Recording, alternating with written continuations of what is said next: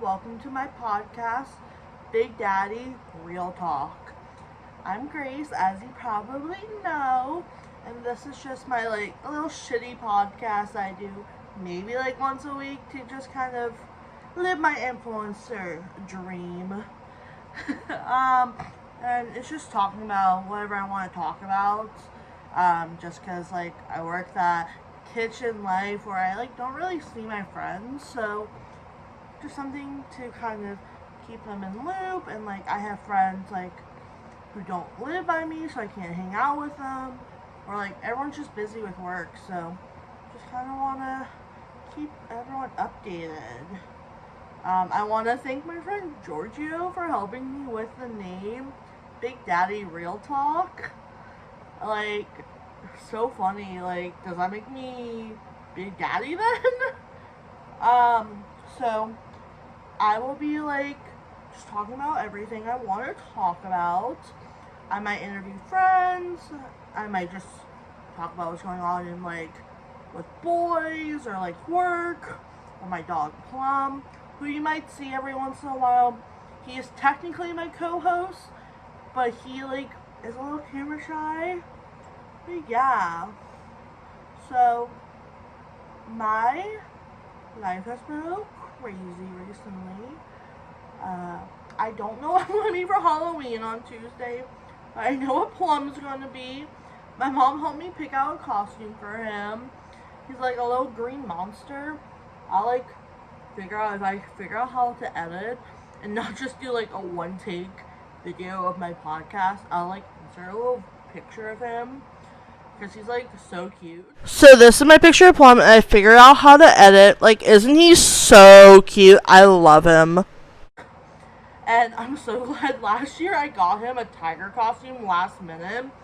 Literally a size too small. He looked like a little sausage. But yeah. So I think one of the segments I want to do on my little podcast is talking about just a guy I've talked to on a dating app this past week, or a message I got that I didn't respond to, or just a bio from a guy on a dating app. So yeah, so this week I want to talk about this guy that I gave him my number. Preface, before I gave him my number, I was talking to him, and he was like, oh, I want to take you out on a date, but then we can cuddle and maybe make out and other things. So I was like, okay. In the year 2023, I feel like everyone has hooked up with someone, so I'm like, yeah, sure. I'm I don't really want to talk about this dating app anymore, so I gave him my number, and I was this was Sunday, and then yesterday, which was Tuesday, I was talking to him, and we were just talking about stuff, and he's like, oh, by the way, I'm a virgin. I'm oh, really? And I'm good for you, whatever. But then I was oh, so I asked him, I'm oh, have you had oral? Because I'm some guys don't consider that sex, I guess, because it's penetrative sex, so I wasn't sure. And he was no, and then I was what have you done? So he told me he's done online sexting and stuff. So I was oh, have you only done stuff online? So have you not kissed someone before? And he's yeah. So I was oh my god. In my head, I was he's a mega virgin. And I was I don't know if I'm the right person for you, because your girl's a hoe. But he was no, you're probably experienced. I was I don't know if I want to be the first for this mega virgin, because I'm that's a lot of pressure on me. So let me know what I should do. I have a lot of stories about guys. Maybe I'll talk about that in another episode, my craziest stories. Back in the day, my friend Drew and Will had a podcast, and I was actually on it, and that kind of inspired me to do it. And on that episode, I talked about what they wrote as sexcapades, but it's just like guys, like 3 guys that I've like hooked up with or talked to in the past. And like it really inspired me. I was like, that was so fun doing that. I kind of want to do that now. But like, not like, I'm like, I want to do it by myself because I want to do it late at night whenever I feel like it. So here we are. So this week, I want to talk about what's going on in my work life. So I work for a Michelin star restaurant. Huh. Who is she? Just joking. The restaurant industry is so understaffed in DC. Like, it's ridiculous. And so, like, we're so understaffed in my work. So basically how my work is, like, kind of set up, the kitchen, it's like, there's a person who cooks the meat, and then the person who does, like, all the sides and sauces for the meat guy. And then there's an expediter. He's, like, usually our chef, owner, Chef Eric Zeebal. Like, shout out to him. He's, like, my second dad sometimes. And then we have a fish guy who, like, cooks all the fish. Is in control of our convection oven and our fryer. And then he has a guy who does, like, all his sauces and sides and stuff. And then there's Garmager. He does, like, all the first courses, really. And, like, the smaller dishes. And then there's me, and I help him, and he helps me. And obviously, I'm pastry. So, we're really bare bones right now. So, like, we have, so ideally what it would be is we have the meat guy is a line cook, the guy who helps meat guy is a line cook, the fish guy is a line cook, the guy who helps fish is a line cook, I'm a line cook, and then Garmager is a line cook. But right now, like, right now with our staffing is the guy who helps meat is actually one of our sous chefs, because we have 2 sous chefs. And so that's, like, not ideal. You obviously, like, you want the sous chefs to be expediting or just helping any station that needs help.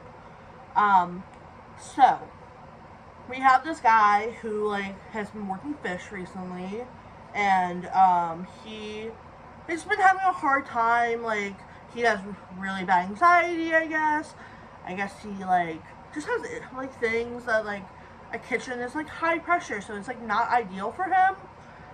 So he's been struggling for the last couple months, I would say. So last Wednesday we had this party, and so he was just fucking up a lot, having issues, and, like, our chefs yelled at him, like, super bad. It was just on top of things. And then, so he didn't cut enough beans.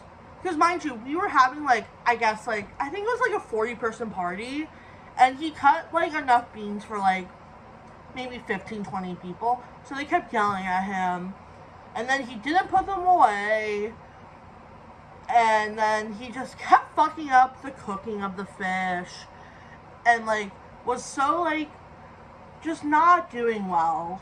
And then kind of, like, what happened next is, like, we have little rugs or mats underneath our, like, station, and at the end of the night we need to, like, move them kind of by my station, because if we move it to the other side of the kitchen, there's actually a window into our kitchen, because, like, we have a restaurant down there. And it's supposed to be like, oh, you can see us cook and how we function as a team. It's just, like, a little fun thing for guests to see. So, but we have to make sure we're on our best behavior in front of that window. So he, like, was pulling his mat the wrong direction and was holding it up against the window. And then one of our sous chefs, who yells a lot, I low-key have beef with him, but, like, that's another story. He was like, blah, blah, blah, his name, the line cook's name. What are you doing? Why are you doing that? No one wants to see the mat. Like, the guests do not want to see the mat. They don't want to see your dirty mat and you touching it. Go in the walk-in and clean it. And that's kind of like, if you fucked up, if you are like in trouble and like they don't want to see you, they'll be like, go clean the walk-in. So he goes to the walk-in, we're all finishing. I actually like, so I have the desserts, and I'm like, oh my gosh, like they're like fire desserts. I'm like, great. So I have to run to the walk-in to grab these hand pies that I need to fry. And then I like look on the ground and I'm like, what's on the ground? And then it's like me, the meat cook, and then the sous chef who was yelling. We're all in there with the guy. And the guy is like, was actually coming in. So he was coming in to the walk-in with a mop because he spilled oil all over the ground. Like, what the fuck? Like, that's so messy. So he got sent home by that sous chef, and the sous chef actually had to clean our walk-in and like all the oil tracking, which took like an hour. Like, there was so much salt on the floor, we had to bring soapy water in and all this stuff. And like, they sent him home and they were like, don't come back until we come talk to you. That was last Wednesday. Now, and how my week works is, if you guys don't know, is I work Wednesday through Sunday, always have Monday, Tuesday off, because that's the days that our restaurants close.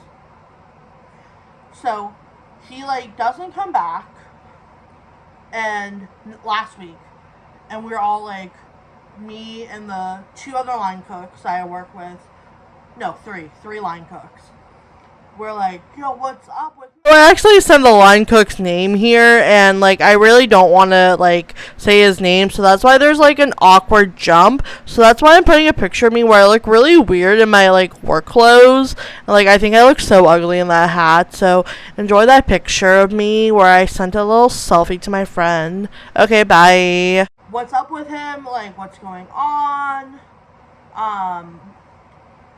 No one's heard from him. We always go to a bar on Sunday, and the line cook that like got sent home, he loves going to this bar. This is his bar because he lives walking distance from there. So we asked the bartender, we're like, hey, have you seen him? And he's like, no, is he okay? And we're like, we don't know. We haven't talked to him since Wednesday.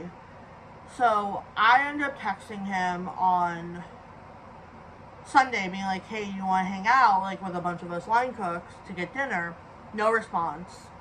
And like, we were talking Sunday night, and what we kind of like pieced together is we think he was drunk at work. Like, I get it, people have alcoholism, people love to drink, but like at work I get stressed at work, but like to get drunk, I don't know. So he was like drunk at work, fucking up.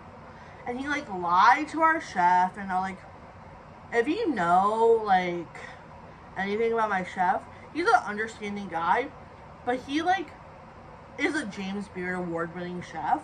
And if you like don't know what that means, because you're not like one of my food friends, that means like, so James Beard is this association that kind of like recognizes like amazing chefs in the industry, and like, it's an honor to be considered a James Beard chef. And my chef, Chef Eric, has been awarded, he was awarded a James Beard award in like the early 2000s, and just, so he's like amazing. He's like fantastic. I love him. He's like super funny too. But, so like, you cannot lie to this man, because you are fucked up if you lie to this man. So, he did. But, today is now the new week of Wednesday, while I'm recording this. He's not here. And I'm like, where are you, dude? Like, I guess, and like, our schedule says he's not going to be here all week. And I'm like, what the fuck? Because I'm worried, because I need a day off soon, because I'm going to a friend's wedding, and like, the sous chef who was supposed to cover me is not covering his station, and I don't need that right now. Like, I need to go to this wedding. I'm making the wedding cake, so I need to go. So, I don't know. So, like, I don't know why this guy was drunk at work. Like, And we think it might be like he drank and also was mixing it with his anxiety medicine. Maybe he took too much anxiety medicine. I don't know, but like, what the fuck? So, that's what's going on with someone at my work. Yeah. What's another story about work? Let's just make this episode about my work right now. What's going on? I work night times on the line, like I said. And so, who works the nighttime is all the line cooks. I'm the only female line cook. We have 2 sous chefs, also men. Our executive chef, a man. The only female, like, chef, the pastry chef who leaves by, like, 6 or 7. And then, like, we have 2 other female cooks who are prep cooks, who are in the morning. So, like, I don't even interact with them much.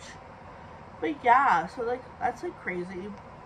And, like, I asked the other line cooks at drinks one day, I was like, hey, when was the last time you cried? Because at that point, the last time I cried was the night before to the chef. To my chef, Chef Eric.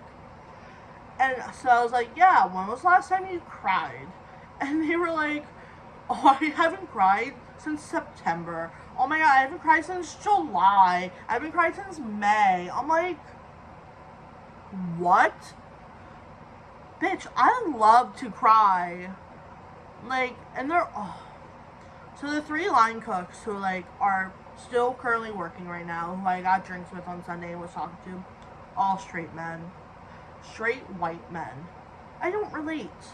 Yes, I'm straight, but I'm not a man, and I'm obviously not white.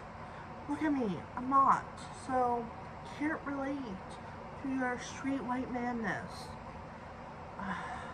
But yeah. Also, like, they're so cocky. I'm like, good for you. Bring it down a level. But yeah, so this was my first episode of my little podcast. I hope you enjoyed it. If you have any suggestions on what I should talk about, or have any questions or anything, what, just let me know. This was actually really fun. I did not expect it to be like almost 20 minutes. But yeah. And let me know if next week you want to see pictures of Plum on Halloween, or just like anything. Like, I'm so open to suggestions, topics, and all that. Okay, love ya. I hope you enjoyed Big Daddy Real Talk podcast, Real Talk for short. And yeah, I had a lot of fun making this actually, so like, I'm really excited to do this every week. So yeah, peace and blessings. Go Panthers. If you know, you know. Bye!